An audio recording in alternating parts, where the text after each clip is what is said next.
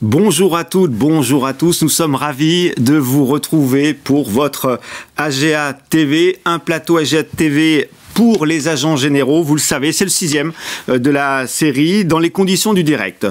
Aujourd'hui, nous allons aborder un sujet important pour la croissance de votre agence, l'association d'agents généraux.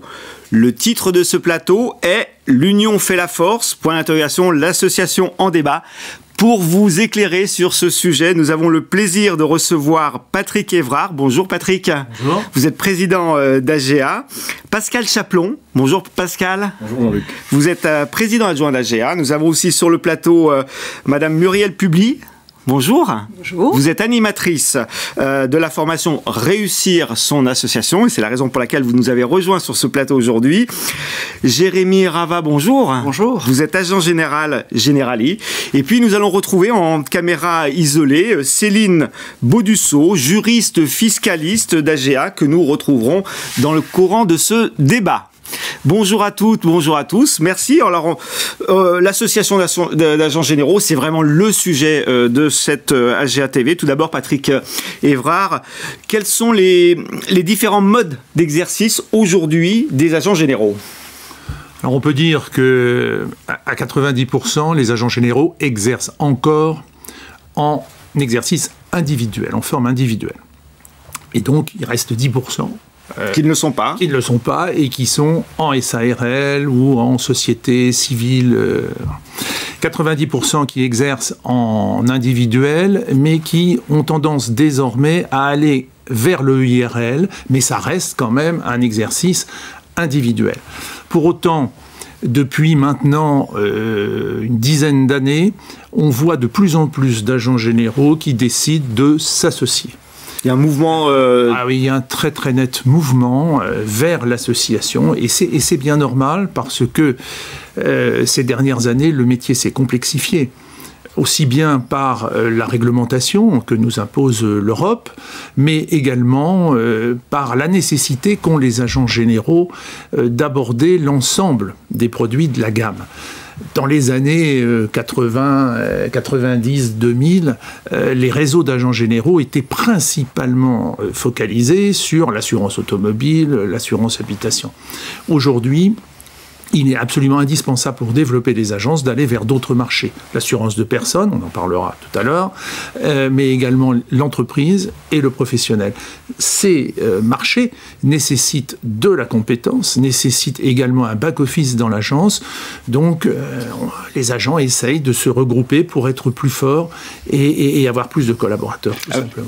Une forme de complémentarité face à l'ensemble des univers produits. Forme de complémentarité, parce que quand vous abordez tous les métiers de l'agent général, c'est extrêmement compliqué pour un homme seul de tout assumer.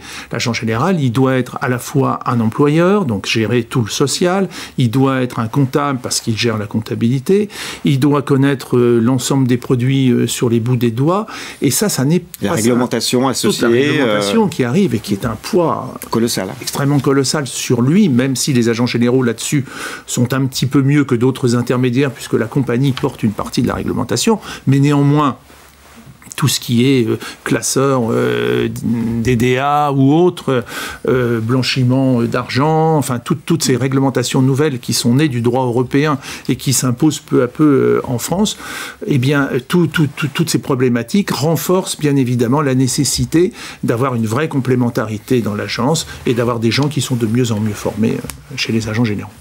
Alors pour commencer ce plateau, on va avoir les différents statuts déjà pour nous éclairer.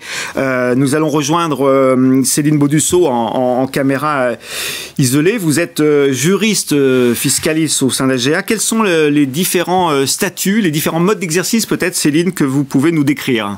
Alors bonjour à tous. Effectivement, au niveau de l'exercice, alors soit vous pouvez exercer en tant que personne physique, soit en tant que personne morale avec une société. Quand vous êtes en tant que personne physique, finalement, vous pouvez exercer, donc soit vous restez toujours en entreprise individuelle ou en entreprise individuelle à responsabilité limitée, mais dans ce cas-là, vous allez avoir une société au-dessus qui chapeaute en fait votre exercice. Et cette société, généralement, elle prend la forme d'une société en participation, c'est-à-dire qu'il en existe trois possibilités, qui sont les sociétés en participation de moyens, les sociétés en participation de moyens de gestion et les sociétés en participation d'exercice conjoint. Donc ça, ce sont les 3 formes dans lesquelles les agents ont le droit d'exercer en tant qu'entreprise individuelle avec une société qui n'a pas la personnalité morale, c'est juste une société pour la gestion finalement au sein de l'agence. Mais c'est vraiment ce mode d'exercice que vous avez le droit d'exercer en tant qu'agent, sachant que vous pouvez aussi être tout simplement en société de fait. Mais c'est vraiment que ce type d'association qui est possible en tant que personne physique. Vous ne pouvez pas exercer, par exemple, en société civile de moyens. Ça, ce n'est pas ouvert au statut d'agent général d'assurance. Et ça, c'est vraiment quand vous êtes en personne physique, vous exercez sous ce type de statut. Après, vous pouvez normalement exercer avec une société qui a la personnalité morale, c'est-à-dire une société de capitaux. Donc, il en existe 3 formes qui sont ouvertes au statut. Ce sont les SARL ou EURL si vous êtes tout seul, les sociétés anonymes ou les sociétés en commandite par action. Ce sont les seules finalement sociétés dans lesquelles vous avez le droit d'exercer en société de capitaux. Vous ne pouvez pas exercer en société par action simplifiée. Les SAS, elles ne sont pas ouvertes au statut d'agent général d'assurance. Il faut vraiment le savoir. Ça, c'est prévu par la Convention 96 et son décret d'application.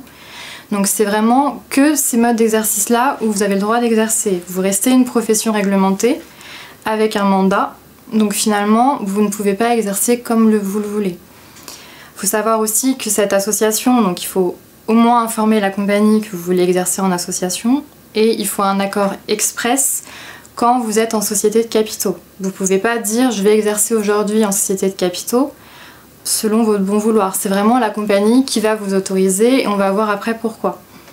Donc quand vous exercez finalement en société de type SPEC ou SPMG, donc les sociétés en participation, on va voir qu'au niveau du versement des compagnies, c'est un petit peu différent au niveau des commissions, c'est-à-dire que quand vous êtes en société d'exercice conjoint, vous exercez vraiment conjointement avec votre associé.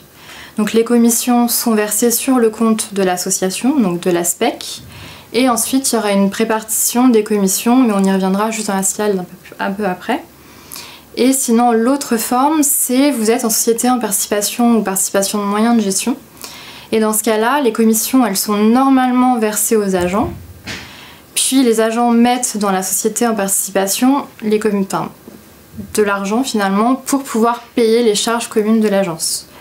Donc c'est censé être le fonctionnement inverse, même si je sais que dans les faits, généralement, par exemple, les sociétés en participation de moyens de gestion, elles ont tendance à fonctionner comme les SPEC, alors que normalement ça ne devrait pas d'un point de vue juridique. Mais je sais que c'est souvent mis en avant par les compagnies, malheureusement. Faut pas trop de contrôles fiscaux, mais c'est généralement ce qui se passe. Donc si jamais vous vous mettez en association, vous savez que vous allez avoir des commissions qui vont être versées sur un conjoint. Je vous invite vraiment à vous mettre sous statut de SPEC, un exercice conjoint, où c'est vraiment fait pour ce type d'exercice. Alors justement, quand vous êtes en SPEC, donc on verra, vous avez finalement la SPEC qui est au-dessus, qui assure la comptabilité des mandats des associés. Ensuite, vous avez un partage du résultat. Une fois que toutes les charges sont payées, on partage le résultat entre les associés. Donc si vous êtes à 50-50, on partage à 50-50. C'est pas forcément à 50-50. Je sais que des fois, par exemple, ça peut être à 70-30 et il va y avoir une montée progressive parce que, par exemple, l'agent part en retraite et va vouloir vendre au fur et à mesure ses parts. N'oubliez pas, quand vous êtes en SPEC, il faut bien faire une comptabilité et faire des déclarations au niveau de la SPEC. Elle doit aussi avoir une comptabilité et faire ses déclarations, même si dans les faits, elle ne paye pas d'impôts. Il faut bien qu'on puisse voir son existence et même au niveau des impôts, ils le voient et ils veulent quand même savoir comment ça se passe. Quand vous êtes en SPEC, vous pouvez soit exercer donc, en entreprise individuelle à l'IR ou vous pouvez tout à fait exercer en EIRL à l'IS. Je sais que c'est beaucoup mis en avant par les compagnies qui disent que finalement, si vous voulez être à l'IS, exercer en EIRL à l'IS et pour l'association, on va faire une SPEC. Ça fonctionne aussi bien qu'une SARL. Dans les faits, c'est pas forcément le cas dans le sens où c'est quand même pas du tout pareil. La SPEC n'a pas la personnalité morale, elle ne peut pas emprunter, vous restez toujours en individuel, vous faites chacun des choses de votre côté, donc ça reste quand même moins pratique. Ça vous permet certes de passer à l'IS, mais c'est quand même pas non plus la même chose. Après, ça a aussi un avantage, c'est que si vous voulez vous séparer, ça peut être peut-être plus simple en SPEC. Donc ça a des pour et des contre. Mais sachez que ça peut être considéré comme un palliatif par la compagnie qui va vous dire c'est bien, vous serez en EIRL à l'IS, vous pourrez être à l'IS et vous allez avoir l'association avec la SPEC. Ça reste à voir après dans le fonctionnement. Donc là, c'était pour la partie, c'est quand vous exercez donc dans une société qui n'a pas la personnalité morale. Là, maintenant, on va parler de l'exercice en SARL, qui est l'exercice finalement d'une société de capitaux. Et il y a à peu près 10% des agents qui sont en SARL, et c'est vraiment le mode de fonctionnement qui est utilisé par les agents qui souhaitent se mettre en société ou qui ont pu se mettre en société. Au niveau du fonctionnement, en fait, la différence, c'est que la SARL porte le mandat. Donc là, c'est elle, en fait, qui est nommée par la compagnie. Et c'est elle qui détient le portefeuille. En tant qu'agent, vous êtes associé finalement, toujours associé majoritaire parce que vous avez des parts A, mais on va y revenir un petit peu plus tard. Et en fait, vous êtes nommé sur le portefeuille qui est porté par la SARL. Alors, il peut y avoir un associé minorateur non agent, si bien sûr c'est prévu dans les statuts. Donc ça, c'est vraiment l'exercice en SARL. C'est vraiment un exercice qui, on va dire, assez pratique dans le sens où la société a la personnalité morale, elle peut porter aussi l'emprunt. Donc il peut y avoir vraiment un avantage à être en SARL. Après, on verra aussi est-ce que c'est vraiment adapté ou pas selon le cas de l'agent en place. Donc ça, c'est aussi à voir après. Mais en tout cas, vraiment retenir que quand vous êtes en SARL, c'est la SARL qui porte le mandat, donc la compagnie doit donner l'accord express pour passer sous ce type d'exercice. Donc vous ne pouvez pas décider de vous-même d'exercer en SARL. Vous restez mandaté par la compagnie et c'est là où elle peut décider finalement de vous nommer ou non dans ce type d'exercice. Donc elle garde quand même la main mise. Et sachez aussi qu'en exercice en SARL, vous pouvez aussi avoir un exercice avec des holdings. Alors c'est peu courant mais on commence à en voir. Et dans ce cas-là, en fait, vous avez votre SARL agent où vous restez normalement gérant associé dans la SARL agent. Généralement, c'est demander à ce que vous ayez au moins encore 1% des parts de la SARL agent pour des raisons d'affiliation à la Cavamac. Et vous avez aussi la SARL holding, en fait, qui est là pour détenir les parts de la SARL agent. Elle a juste pour but, finalement, de détention des parts de la SARL agent. C'est vraiment son seul but. Elle ne peut rien faire d'autre, c'est vraiment que pour ça. Et l'intérêt de la holding, finalement, c'est vous faites porter l'emprunt par la holding. C'est un levier de financement, ce qui vous permet finalement de verser des dividendes à la holding et de rembourser l'emprunt via ce versement de dividendes. Donc ça peut vraiment être intéressant, surtout pour les jeunes agents qui n'ont pas forcément les moyens d'acheter des portefeuilles, où les portefeuilles peuvent être assez chers, on va dire, où les parts ont un certain coût. Donc la holding peut permettre finalement ce financement des parts. Après, il faut vraiment que la compagnie autorise une création de holding, ce qui n'est pas toujours le cas. Donc ça, c'est vraiment pareil, c'est à voir si la compagnie autorise ce type de fonctionnement, sachant que ça peut l'être si vraiment il y a un problème de financement. Donc ça, c'est à voir après au niveau de la compagnie. Mais là, c'était vraiment pour vous montrer un petit peu tous les différents modes d'exercice. Il y a un peu mettre en opposition la société en participation et les sociétés de capitaux avec la SARL, où c'est vraiment pas la même chose au niveau du statut et du mandat. Donc vous pouvez dire un petit peu sur le statut d'agent et leur mode d'exercice. Merci Céline Baudusseau pour toutes ces explications qui étaient nécessaires pour lancer ce plateau AGA TV. Alors on reprendra quelques questions d'agents généraux par rapport effectivement à ces statuts. Concrètement, on va voir comment ça se passe maintenant dans les compagnies. Pascal Chaplon, est-ce que vous pouvez nous dire par rapport à votre compagnie mandante ou compagnie mandante AXA, comment ça se passe concrètement ? Ça se passe avec, à mon avis, beaucoup de méconnaissances. Je pense qu'aujourd'hui, les compagnies sont très frileuses sur cet exercice en SARL.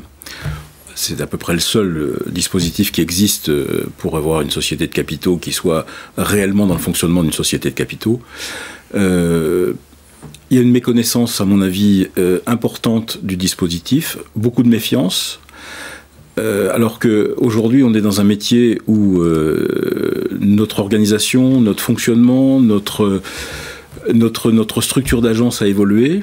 Il est important que notre mode d'exercice évolue aussi. On n'est plus dans des structures d'agence. Aujourd'hui, on se retrouve avec des structures d'agence où il y a 7, 8 collaborateurs, 3 agents. On est parfaitement dans le mode de l'exercice en société de capitaux pour plein de raisons. Comme un entrepreneur, classique. Aujourd'hui, quand vous avez la vente d'un grand nombre de commerces, aujourd'hui, la SARL est un outil tout à fait normal de transmission, d'organisation, de gestion patrimoniale. Mais là, sur cette activité, les compagnies sont effectivement très très très frileuses sur ce mode d'exercice. Je trouve que c'est dommage de se priver de ces leviers fiscaux qui peuvent exister aussi, de cette capacité à investir plus que lorsqu'on est en société individuelle. Tout à l'heure, Céline l'a précisé, quand aujourd'hui on est en SPEC, la SPEC ne peut même pas contracter un emprunt. C'est-à-dire qu'aujourd'hui, ce sont les agents généraux qui contractent au prorata de leur part. Enfin, on est sur des modèles qui sont relativement désuets, et je pense que c'est vraiment dommage de ne pas valoriser beaucoup plus cette société de capitaux qui a une capacité de faire des provisions, qui a une capacité de se projeter financièrement sur l'avenir. Ça va venir, parce que notre métier évolue vite en ce moment. Donc je pense que son mode d'exercice doit également évoluer et les compagnies doivent en être conscientes. Patrick Évrard, qu'est-ce que vous en pensez ? Je pense qu'il a parfaitement raison. C'est un sujet qui est encore difficile dans les compagnies. Dans la plupart des compagnies, dirons-nous, aujourd'hui on a 2 réseaux, mais Jérémy pourra en parler mieux que moi au niveau de Generali, mais on a 2 réseaux en France qui pratiquent plus souvent la SARL, c'est Generali, et puis MMA. Pour les autres compagnies, on est à peu près sur une situation identique. Au GAN, par exemple, pendant longtemps, la SARL a été boudée. Aujourd'hui, il y a un vrai changement, parce que la compagnie a compris qu'elle devait régler le problème des tout petits portefeuilles, ces petits portefeuilles qui sont inférieurs à parfois 120 000 euros de commission l'année, et qui de fait connaissent des difficultés de facto. Donc la compagnie a pris conscience de cela, et elle favorise des rapprochements entre agences. Et on voit donc arriver, mais alors plus souvent, des sociétés civiles, des SPEC, que des SARL. Il y a une espèce de crainte, de méconnaissance de la SARL, c'est incroyable. On ne sait pas ce qu'il faut faire pour arriver à les rassurer, mais en tout cas, nous, on travaille sur ce sujet. Chez AGA, on a un groupe de travail qui doit fonctionner avec la FFA. Ça a un petit peu de mal à démarrer, c'est moins qu'on puisse dire, puisque ça fait déjà 2 ans que c'est démarré et on n'arrive pas à aboutir. Mais écoutez, je crois que l'avenir nous le dira, mais je crois qu'un jour ou un autre, on y arrivera, parce que c'est le mode d'exercice, la SARL, qui est bien évidemment le meilleur mode pour plein de raisons. Jérémy Rabat, vous êtes agent général Generali, comment ça se passe chez Generali ? Que pour Generali, on a été un petit peu précurseur sur l'activité en entreprise, mais du coup, moi avec mon associé, ça s'est révélé très simple quand on a demandé à la compagnie de pratiquer ce mode d'exercice. On n'a vraiment pas eu de contraintes, on a trouvé même que on nous a un peu poussé, parce que c'est vrai qu'il pour la compagnie, c'est un mode où on va partager des compétences. Donc c'est vrai qu'on peut faire son activité plus sereinement avec ce partage-là. Mais la seule chose que je dirais où il faut faire un petit peu attention, c'est sur le côté des statuts, où là c'est vrai que la compagnie regarde un petit peu plus ce côté-là. Mais sinon c'est vrai qu'avec Generali, ça s'est fait très simplement, et c'est vrai que c'est pour moi, comme dit Patrick et Pascal, c'est le mode de fonctionnement d'aujourd'hui. Donc au sein de Generali, tout le monde peut se... Moi, déjà pour mon cas personnel, on n'a vraiment pas trouvé de frein de la part de la compagnie. Je pense que si on porte un projet qui est viable dans le temps et qu'il y a forcément un intérêt, parce que l'association, c'est justement trouver l'intérêt avec un associé de pouvoir partager une vision et un développement d'entreprise. Mais après, là, chez Generali, c'est vraiment, on vous aide, il y a des personnes qui sont sachantes. La seule chose, voilà, c'est qu'on a quand même des statuts où on ne peut pas faire tout ce qu'on veut. Il faut que ça soit quand même dans le respect, le cadre de la mandante. Ouais.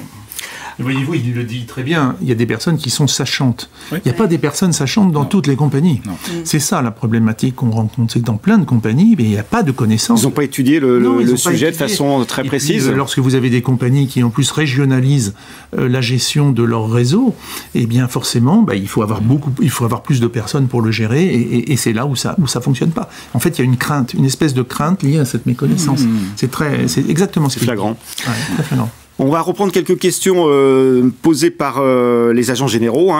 Et puis, pourquoi ne puis-je pas m'installer en SARL ? On a déjà peut-être un tout petit peu répondu. Et puis-je m'installer en URL ?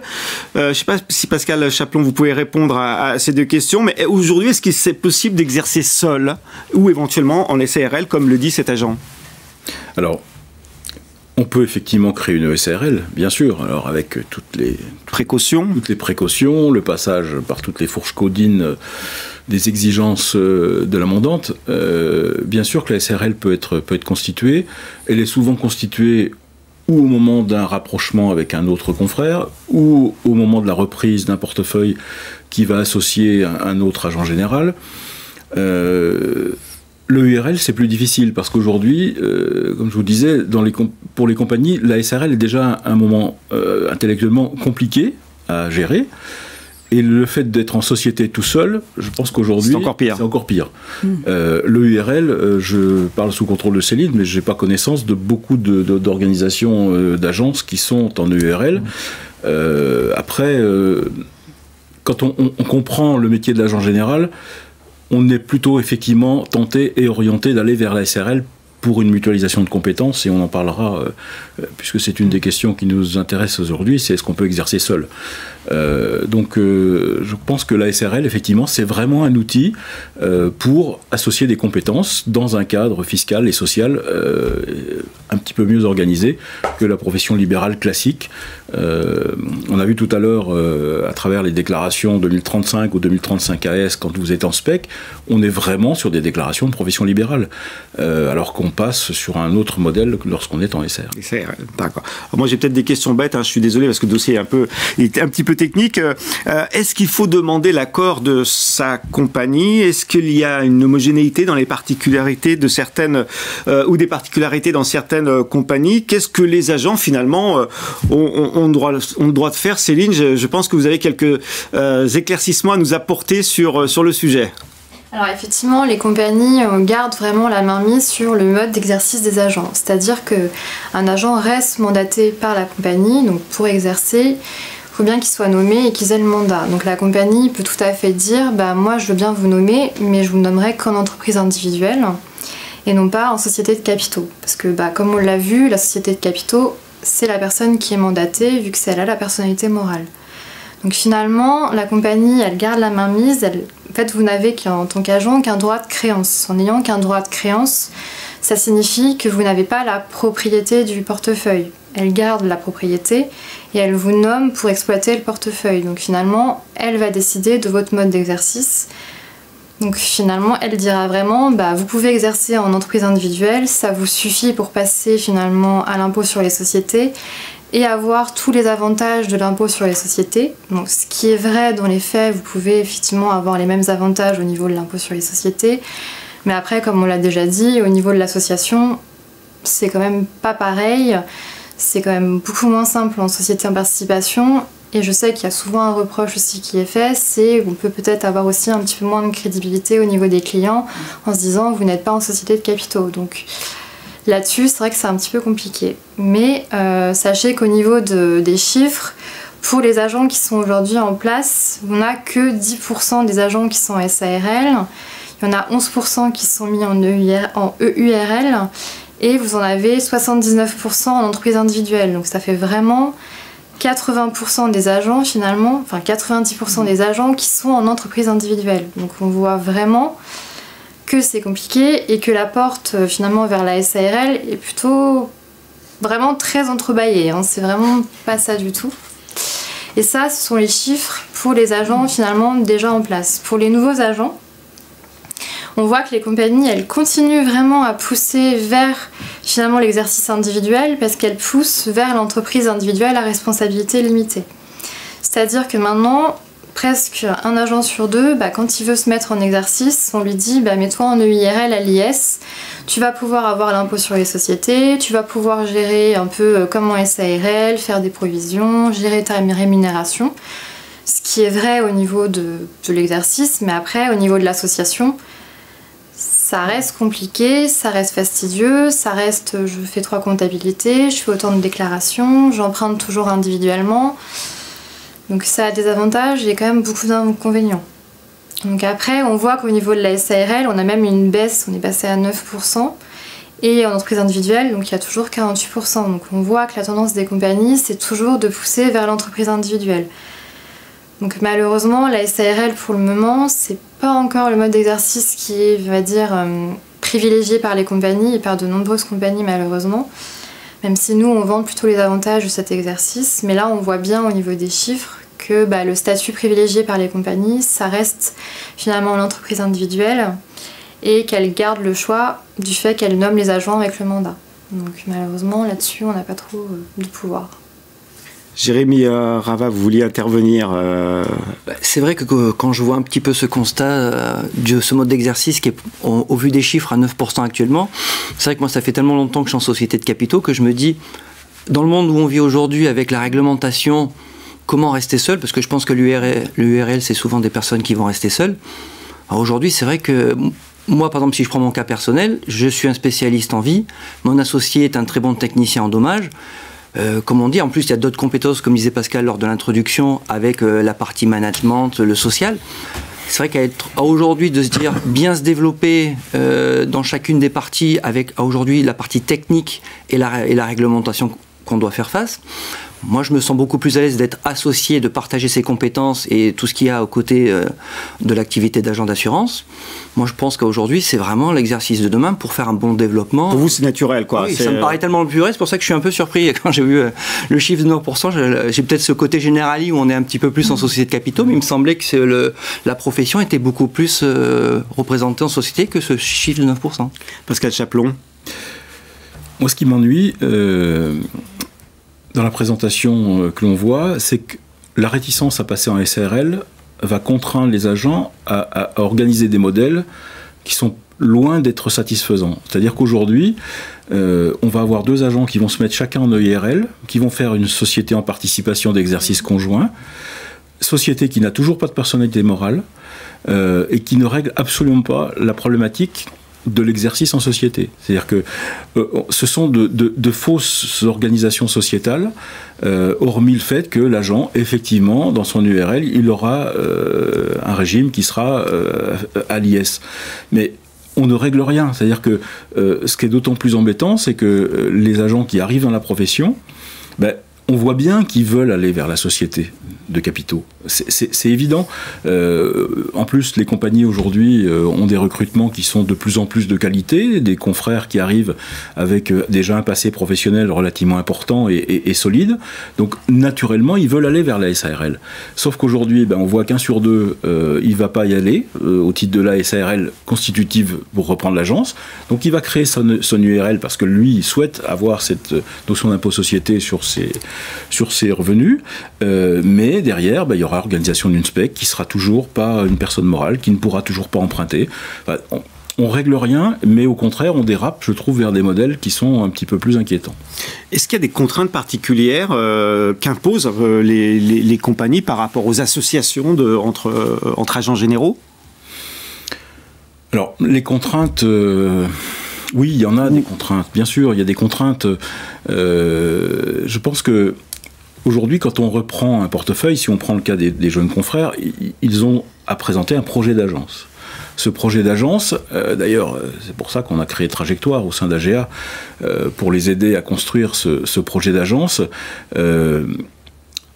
Il y a forcément des conséquences financières. C'est-à-dire qu'aujourd'hui, quand on reprend une entreprise, aujourd'hui un agent général qui rachète un portefeuille d'assurance, même si c'est un droit de créance, aujourd'hui il rachète une entreprise. Cette entreprise, elle va avoir un volume salarial, elle va avoir des charges sociales, des charges fiscales, des charges sociales de personnel, des charges sociales pour l'agent général employeur. Et là, effectivement, la SARL prend tout son sens parce que on a un outil de pilotage de son compte d'exploitation. Alors que sur une SPEC ou sur une EIRL, l'outil de pilotage, il est relativement modeste, voire inexistant. Une SPEC, aujourd'hui, on pilote rien avec une SPEC. Alors que sur une SARL, effectivement, on est capable de construire un plan d'exploitation, un compte d'exploitation prévisionnel, et puis de monter un vrai compte de résultat. Je vous rappelle que la SARL dépose un bilan, la SPEC ne dépose pas de bilan. Ouais. C'est pas étonnant. Est-ce qu'il n'y a pas des contraintes liées par certaines compagnies liées à des demandes de plans de développement commerciaux ou ce genre de choses? Alors, c'est là où on a effectivement un peu de frottement. Parce que une compagnie d'assurance, très souvent, elle va demander à l'agent de présenter son projet de développement. mais à travers un projet de développement qui sera celui que la compagnie souhaitera. C'est-à-dire que c'est compliqué aujourd'hui de venir avoir un projet de reprise d'une entreprise avec un projet d'agence, un projet d'entreprise qui doit impérativement être collé sur le plan de développement que l'inspecteur souhaite mettre en place. C'est pas comme ça que ça marche. Aujourd'hui, il est important que l'agent il puisse avoir, ne serait-ce que par ce rapprochement. Si vous avez 3 agents généraux qui exercent 3 métiers différents au sein de la SARL, on va avoir un plan de développement qui va être multisectoriel. C'est pas exclusivement le projet de développement qui va être porté par le projet de développement de l'inspecteur commercial, même s'il peut être louable. Mais aujourd'hui, l'agence, elle a une vision à plus long terme. Pour ces questions d'association entre agents généraux, Patrick Evrard, est-ce qu'il n'y a pas des éléments de contexte? Il y a la taille du cabinet ou au coût de fonctionnement, ou est-ce qu'on peut réagir de la même façon, quelles que soient les spécificités de chaque agence? Non. La taille de l'agence, c'est très certainement un des critères pour envisager le passage en société. Ça, c'est clair. Et d'ailleurs, il n'y a pas que les compagnies qui mettent cette espèce de jauge. Nous-mêmes, à AGA, nous ne conseillons pas aux agents de passer en SARL avec, par exemple, 100 000 euros de commission ou 150 000 euros de commission. Ils font un certain montant de... Certain volume d'activité. Je pense que ça peut s'envisager à partir de 500 000 euros de commissionnement. On peut commencer à regarder pour une SARL. Ça me semble être... Attention, quand on dit jauge, ça peut être 400... Oui. Ça dépend des cas. Ça dépend des cas. Mais je pense quand même que oui, il y a un certain montant de commission à avoir avant de passer en SARL. Ça me paraît clair parce que le coût de la gestion de la SARL est supérieur au coût de la gestion individuelle. Maintenant, des jauges, les compagnies en mettent également. Alors c'est amusant parce que ça, c'est quand même assez nouveau. C'est que désormais, dans certaines compagnies, on voit des positions très différentes de ce qu'on connaissait avant. C'est par exemple les compagnies qui disent écoutez, monsieur l'agent général, je vois que vous avez aujourd'hui 500 ou 600 000 euros de commission, il faudrait peut-être penser à vous associer.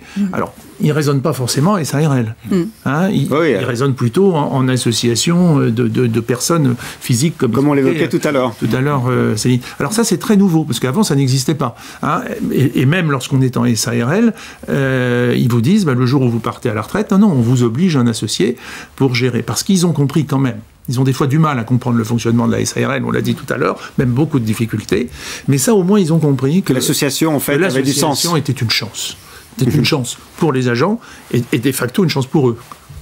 L'association, c'est aussi des hommes et des femmes et des hommes qui se réunissent en termes de compétences, de complémentarité. On l'a déjà un petit peu évoqué.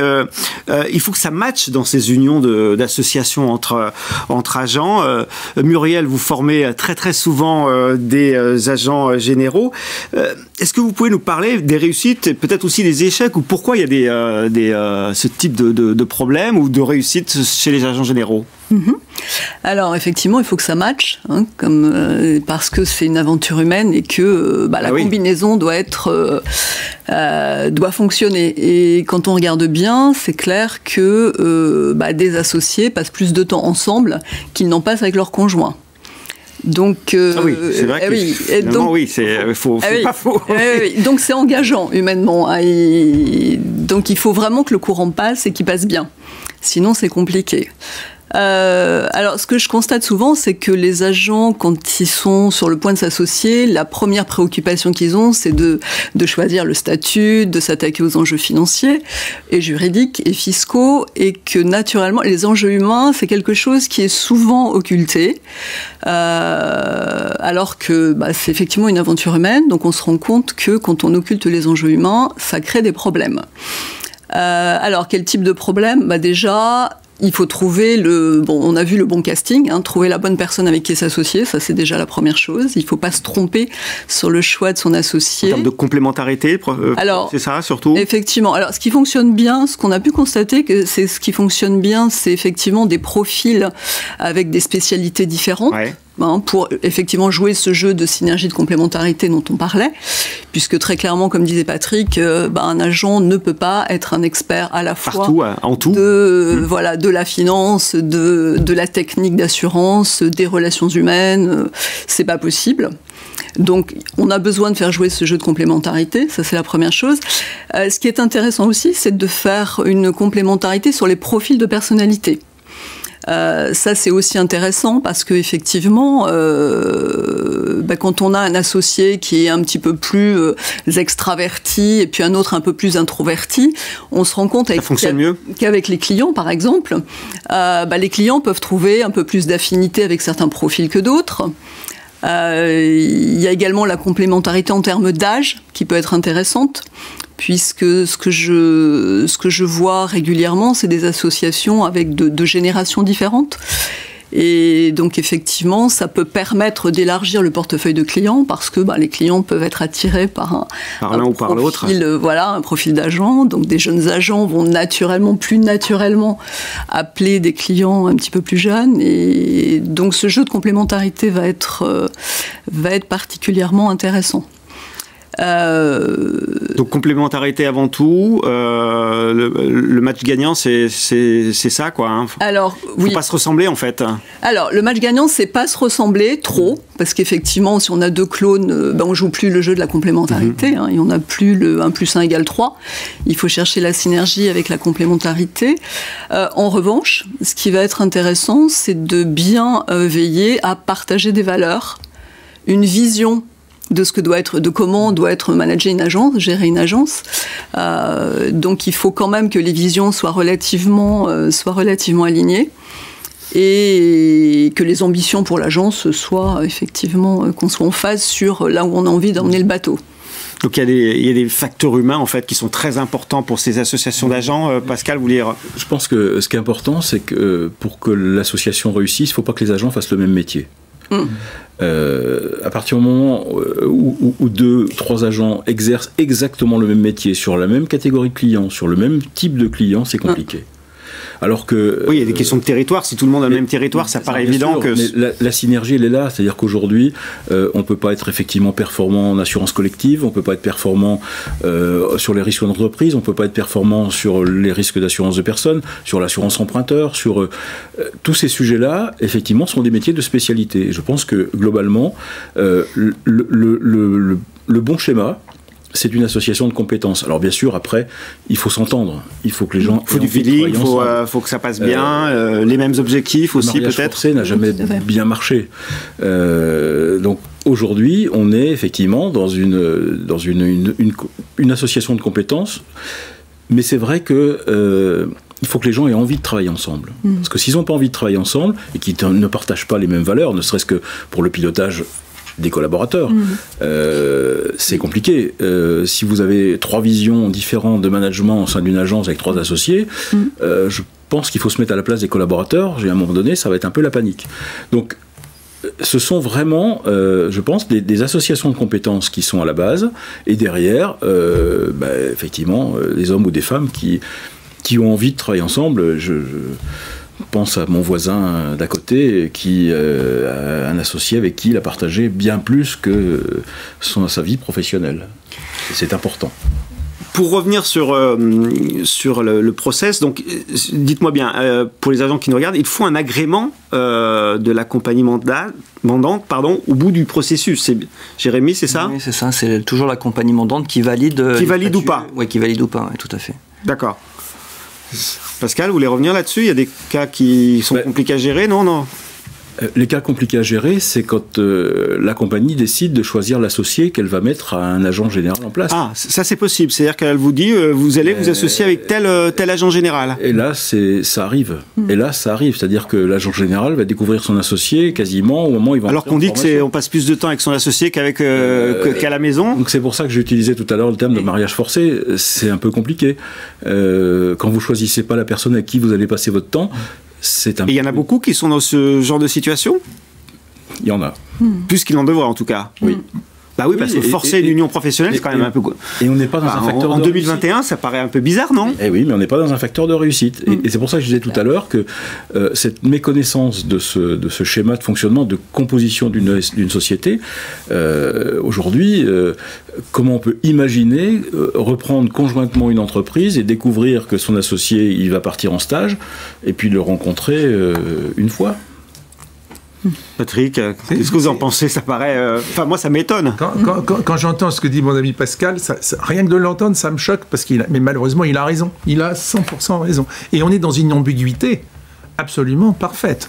Parce que, rappelez-vous ce qu'on a dit tout à l'heure, les compagnies acceptent le montage en SARL si les agents généraux montrent un projet de développement.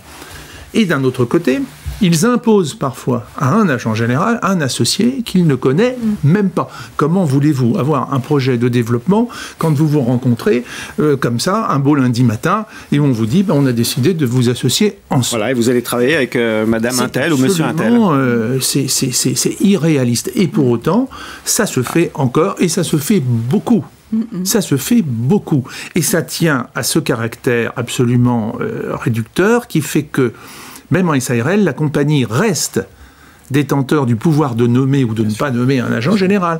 Donc admettons que moi je sois seul, ou du moins j'avais un associé. Tiens, moi, mon associé traditionnel, dont parlait Pascal, vient de partir.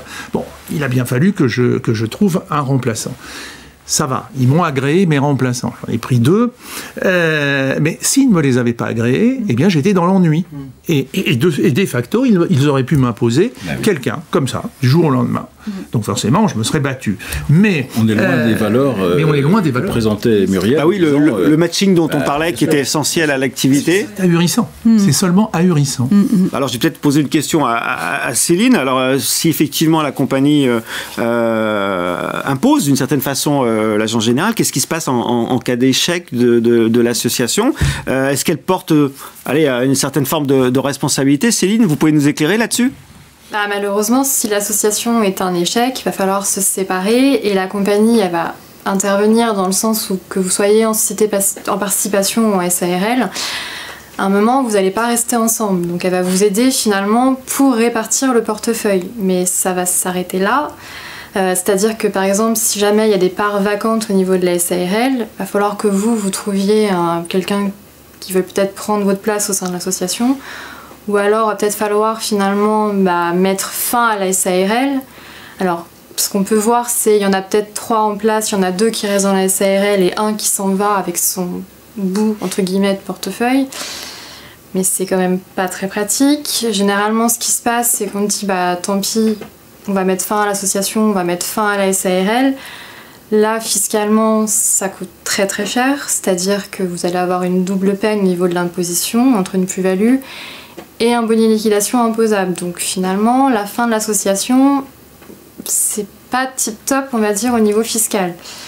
Et même si vous êtes en société en participation, une fin d'association, ça reste compliqué parce que généralement, elles vous l'ont mis en exercice conjoint. Pour peu que vous ayez un mandat conjoint, parce que c'est aussi possible, il y a de nombreuses compagnies qui font des mandats avec un exercice conjoint, c'est-à-dire que vous avez un mandat au niveau de l'association et vous êtes nommé sur ce mandat en tant que personne physique. Mais s'il y en a un qui s'en va, il faut bien avoir une clause qui dit vous êtes quand même remandaté pour votre partie de portefeuille. S'il n'y a pas cette clause, ça peut dire tant pis pour vous, vous êtes tous les deux plus agent général de l'assurance et vous allez avoir votre indemnité compensatrice. Donc finalement, cette fin d'association, ça peut vraiment se révéler très compliqué. Alors d'un point de vue formalité, tout simplement administrative, d'un point de vue fiscal, ça peut vous coûter cher. Et d'un point de vue mandat, faites attention à qu'est-ce qui est mis dans le mandat. Et là-dedans, pour rien vous cacher, la compagnie, alors elle peut être arrangeante, faire en sorte que chacun puisse retomber un peu sur ses pieds, on va dire. Mais généralement, ça se passe pas forcément très bien, ça peut être très compliqué. Donc mon conseil dans ce cas-là, c'est généralement c'est soit nous appeler, soit prendre un avocat pour faire une médiation, parce que ça finit souvent en médiation. Mais ça peut être très compliqué, donc il vaut mieux faire attention et pas s'associer si c'est possible, bien sûr, si vous ne connaissez pas la personne. Mais c'est vrai que ça peut être très compliqué. Donc la séparation est très très compliquée, de ce que j'entends. On peut imaginer que ce soit une crainte des compagnies. Oui. La séparation sera difficile si la SARL va pas à terme. Mais c'est là où, au contraire, il faudrait mettre d'autant plus d'attention à organiser cette arrivée en SARL, avec un choix des personnes. Enfin, c'est un et tout ce qui va avec, c'est un projet d'entreprise. On n'est pas dans l'urgence du choix d'un candidat, on n'est pas dans l'urgence de la création à l'arrache d'une SARL 3 mois avant la reprise. C'est sur ce point-là où je pense qu'on peut s'améliorer énormément, parce que bien sûr que la SARL, si elle n'arrive pas à terme et qu'il y a des distensions fortes entre les agents, la séparation sera compliquée parce qu'il y a cette double peine fiscale. Mais encore une fois, ça ne peut pas être la seule crainte d'une compagnie pour ne pas favoriser le mode d'exercice en SARL. Au contraire, je pense qu'il faut y travailler. Et anticiper en amont, la préparer. Et puis que les gens apprennent à se connaître. Moi, je me suis associé avec un jeune associé. On a passé presque 1 an à se rencontrer, à partager ensemble un certain nombre de sujets, pour être sûr que ça allait bien matcher, qu'on allait être conjointement sur les mêmes valeurs qu'on allait porter en sein de notre entreprise. C'est important d'avoir les mêmes valeurs, il me semble, spontanément, comme ça. C'est important. Et les compagnies sont parfaitement en ligne avec ça, parce que elles aussi, elles portent des valeurs au sein de leurs entreprises. Je vois pas pourquoi on ne pourrait pas aussi s'attacher à ce sujet sur les agents généraux qui ont décidé d'avoir un projet commun sociétal. Alors certains agents se posent la question de savoir dans l'association si c'est une bonne chose ou pas d'intégrer des collaborateurs. Céline, vous avez un début de réponse à nous apporter ? Alors, il faut savoir que c'est tout à fait possible d'intégrer des collaborateurs au sein d'une SARL, donc pas en société en participation, mais vraiment au sein des sociétés de capitaux en SARL. Alors, il faut quand même vérifier les statuts, si c'est possible ou pas dans les statuts, parce qu'en fait, vous allez avoir 2 types de parts dans les statuts. Vous avez les parts A, qui sont les parts finalement réservées aux gérants associés majoritaires, donc agent général d'assurance. Parce que c'est lié aussi à votre statut d'agent et votre statut de travailleur non salarié, où vous êtes affilié à la CAVAMAC. Et il y a une deuxième type de part qui est la part B. Cette part B, elle est ouverte finalement aux tierces personnes, donc jusqu'à un certain montant au niveau des parts, c'est-à-dire que vous ne pouvez pas dépasser 1/3 des parts sociales de la SARL. Alors je sais qu'il y a des SARL qui sont un peu plus anciennes et qui ont même une limite à 25%. Donc il faut regarder au niveau des statuts de la SARL, est-ce que c'est 33% ou est-ce que c'est 25%. Donc déjà c'est une première chose à regarder, est-ce que c'est possible ? Et si c'est possible, vous pouvez tout à fait dire je vais faire monter par exemple un salarié dans ma SARL parce que ça va permettre de le garder, de le fidéliser, de lui donner d'autres avantages, sachant qu'il ne sera pas rémunéré, mais il y aura peut-être des versements de dividendes. Ça peut aussi être une manière de fidéliser l'associé, enfin le salarié. Donc c'est possible, mais il faut vraiment regarder finalement les statuts de la SARL et voir comment c'est rédigé et comment ça peut être mis en place. Sachant que ça peut permettre finalement une transmission un peu plus simple, c'est-à-dire que c'est peut-être le salarié qui, in fine, va devenir finalement agent général et qui va reprendre finalement le mandat et le portefeuille. Donc finalement, ça peut peut-être le faire monter et acheter progressivement les parts pour éviter le jour où il veut devenir agent, de ne pas pouvoir acheter les parts parce que ça coûte trop cher d'un seul coup. Donc ça peut être une montée progressive finalement au capital de la SARL. Donc il y a vraiment des avantages à faire ça au niveau de la transmission. Après, à voir si c'est possible au sein de la SARL en place. Jérémy Rava, c'est une bonne formule d'associer des collaborateurs à l'association ? Comme a dit Céline, moi je pense que exerçant un SARL, déjà c'est une vision sur du très long terme. Et c'est vraiment, comme on a dit tout à l'heure avec Patrick et Pascal, il faut faire attention, c'est à la transmission. Ça se prépare une transmission sur le plan humain. Donc l'idéal, c'est vraiment de se dire, voilà, on travaille ensemble. Quand on recrute un salarié, on ne sait pas effectivement s'il va faire l'affaire. Peut-être sur le plan au niveau professionnel, il sera bon, mais sur le contact humain entre personnes, ça ne peut peut-être pas le faire. Donc c'est vrai que déjà de dire, le salarié, on travaille avec lui ensemble sur du moyen long terme. On peut lui mettre déjà, avec ses parts B, un premier pas dans l'entreprise. D'accord. Et pour que ce soit progressif. Exactement. Déjà aussi, pour une question financière, c'est qu'il peut rentrer aussi petit à petit aussi dans la structure. Et après, l'avantage, c'est qu'on peut préparer aussi le départ de l'associé. Moi, je voulais rajouter une petite chose aussi sur peut-être les mandantes n'ont pas encore bien compris. Je pense que tout à l'heure, on parlait avec Patrick des petites tailles de cabinets. Oui. Mais sur les gros cabinets, je pense qu'elles ont tout intérêt à pousser vers cette structure-là. Parce que demain, vous avez des cabinets qui peuvent être énormes. Si demain, vous avez l'ensemble des personnes qui partent en même temps, vous mettez des repreneurs qui arrivent sur des structures qui peuvent être très importantes maintenant chez les agents, je pense qu'on peut aller à la casse du côté de la clientèle. Oui, si on y prend garde, il peut y avoir effectivement des problèmes sur des gros cabinets. Oui, quand vous avez des cabinets qui sont de taille très importante, de rentrée, on parlait de 3 associés, mais on peut en avoir plus, parce que c'est vrai qu'on constate maintenant que les tailles avec les productions, justement, l'association de compétences fait que la production monte plutôt en flèche.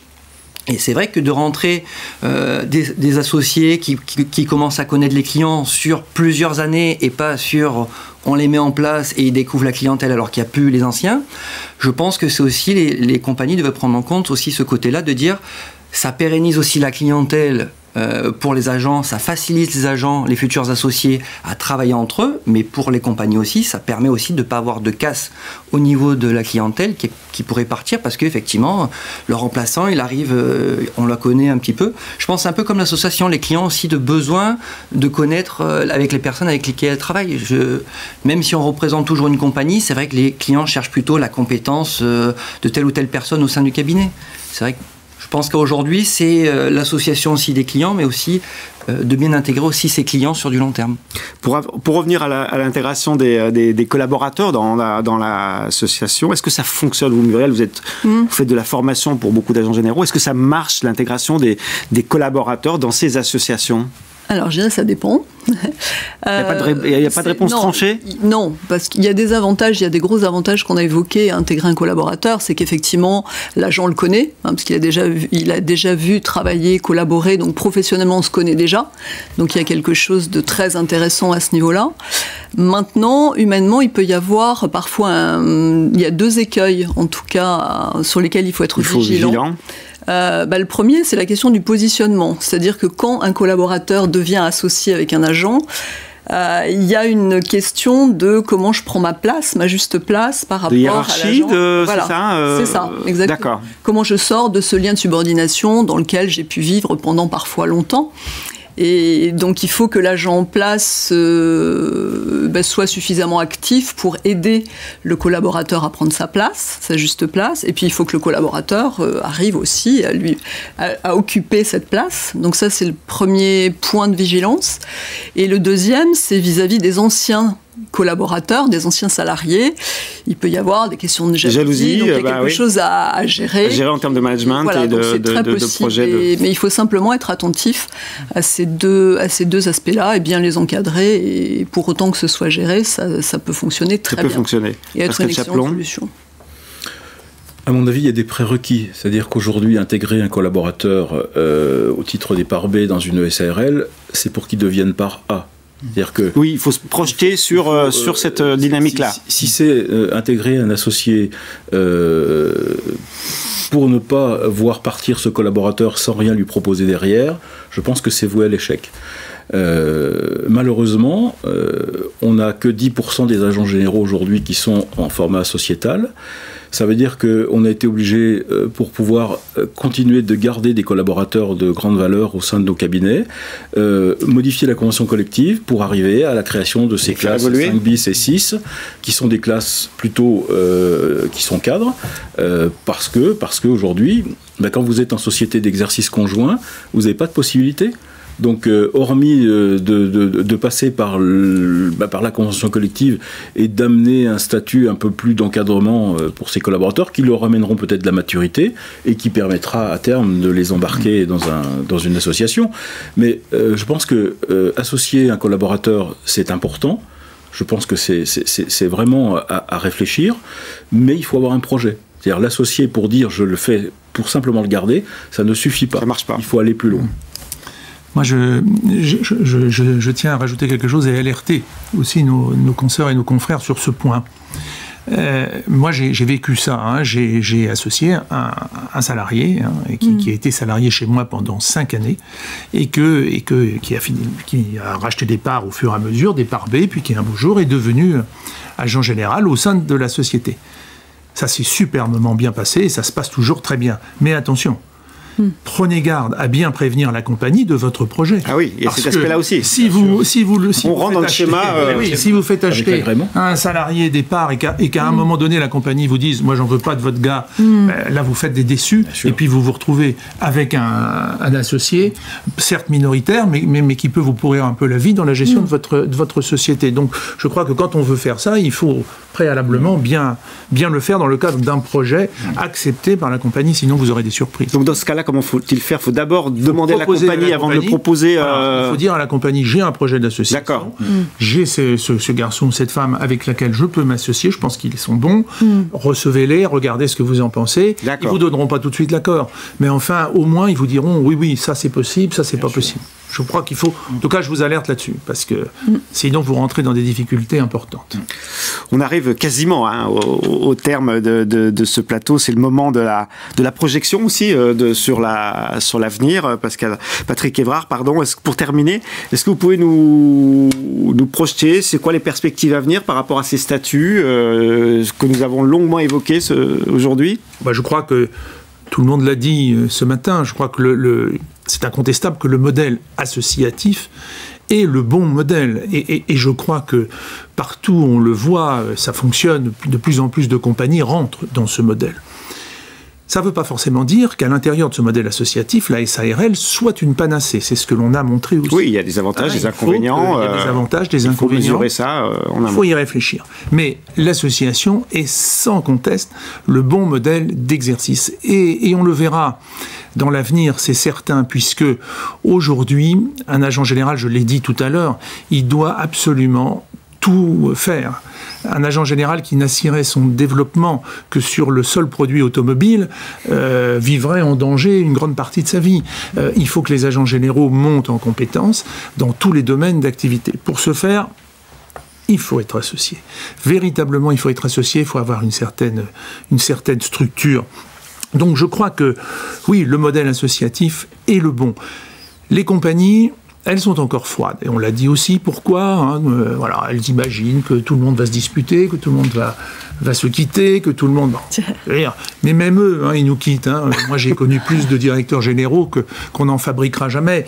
Donc, il faut être raisonnable. Laisser les agents s'organiser un peu librement. Nous sommes une profession libérale. Eh bien... Dans ce terme, il y a libéral. La libéralité, ça veut dire que j'essaye de réfléchir au meilleur mode d'exercice pour assurer un développement. Par contre, et il faut être raisonnable, ne vous associez pas uniquement pour des buts financiers ou fiscaux. Ça, ce serait franchement pas le bon deal. Il faut s'associer parce qu'on a un vrai projet de développement. Ou de passation de l'agence. Parce qu'il y a cette possibilité aussi qui est non négligeable, c'est que, Jérémy l'a dit tout à l'heure, on a des gros portefeuilles qui deviennent difficiles à vendre. Donc si on intégrait des jeunes à l'intérieur bien en amont, eh bien, le problème de vente des gros portefeuilles serait facilité. Donc il faut réfléchir à ça. Mais oui, le modèle associatif, c'est l'avenir pour les agents généraux. En tout cas, je crois qu'on a été... très complet sur le sujet. C'est un sujet de fond. Alors, on ne peut pas terminer ce plateau sans parler d'actualité quand même. Il y a une actualité que vous connaissez tous et qui concerne nos agents généraux, les agents généraux qui nous regardent. Patrick Evrard, je parle du sujet de la retraite, bien sûr, qui est arrivé sur le tapis depuis quelques semaines, quelques jours. Qu'est-ce que vous pouvez en dire par rapport à tous les agents généraux qui nous regardent? Alors, ce sujet de la retraite, vous voulez parler, Jean-Luc, bien évidemment, de l'accord de retraite sur le système de retraite des agents généraux. C'est-à-dire bien sûr, depuis pas des retraites de vos clients. C'est pas les retraites de nos clients. On est très préoccupé aussi des retraites de nos clients. Mais là, le sujet, en l'occurrence, c'est la retraite des agents généraux. Depuis 1952, les compagnies mandantes cotisent à hauteur de 3% à notre régime de retraite. C'est très important, cette cotisation. Le régime de retraite encaisse aujourd'hui 240 millions d'euros. 90 millions sont payés par les compagnies et le reste par les agents généraux. Ça nous est tombé, non pas sur le tapis, mais ça nous est tombé un peu sur le coin du museau, sans aucune alerte. Les compagnies ont décidé, à la fin de l'année 2020, de vouloir rentrer en négociation parce qu'elles souhaitent se retirer progressivement du financement de ce régime. C'est une grande surprise parce que, je l'ai dit, 70 ans d'existence du régime et tout d'un coup on vous annonce que on souhaite ou passer à zéro ou diminuer fortement la contribution de 3%. C'est un choc pour ce régime. S'il fallait que ça se passe comme ça, le régime ne s'en remettrait pas. C'est un régime d'ordre public qui a ses équilibres financiers. On ne peut pas concevoir une diminution de la contribution de 3%. Ça veut dire que si les compagnies se retirent, nous serons obligés d'augmenter la cotisation des agents généraux. Et ça, c'est une augmentation qui est énorme. Ça peut représenter jusqu'à 58% d'augmentation pour certains agents, ce qui est absolument considérable. Alors, moi, je suis stupéfait de cette position des compagnies. Elle tombe en plus après la crise du Covid, alors que les agents ont fait bien leur boulot. Si c'est comme ça qu'on les remercie, moi, je suis tout à fait stupéfait. Oui, contextuellement, c'est... Contextuellement, je trouve que... Personnellement, j'aurais été patron de compagnie, je ne l'aurais pas fait, parce que déjà qu'elles ont été un peu mises sur la place publique sur beaucoup de dossiers pendant la crise du Covid, j'aurais évité de m'y remettre en privant les agents généraux d'une retraite décente, sachant que les agents généraux ont déjà des retraites qui ne sont pas très importantes. Pour autant, nous sommes des gens responsables, et nous allons aller à cette négociation avec responsabilité. Moi, j'ai 3 points que j'ai fixés aux négociateurs. 1, je ne veux pas augmenter les retraites des agents généraux. 2, je ne veux pas diminuer les retraites des agents généraux retraités. Qui sont retraités aujourd'hui. Nous devons essayer de trouver une solution qui permette une pérennité à long terme du régime, sans avoir ces revoyures tous les 3 ans. Je crois que ce sont ces 3 points-là que nous allons essayer de faire valoir, et nous allons discuter avec beaucoup de responsabilité avec les compagnies, et essayer de trouver, je l'espère, un accord qui convienne à l'ensemble. Il serait suicidaire en ce moment que les agents généraux et leurs compagnies se fâchent de façon durable, et que la confiance, qui est seule source de développement, soit à jamais entachée. L'actualité, enfin, en tout cas, on verra ça dans les semaines qui viennent. Hein. Merci, Président. Merci à toutes et à tous de cette présence sur le plateau d'AGA TV. On vous retrouve très bientôt. Portez-vous bien.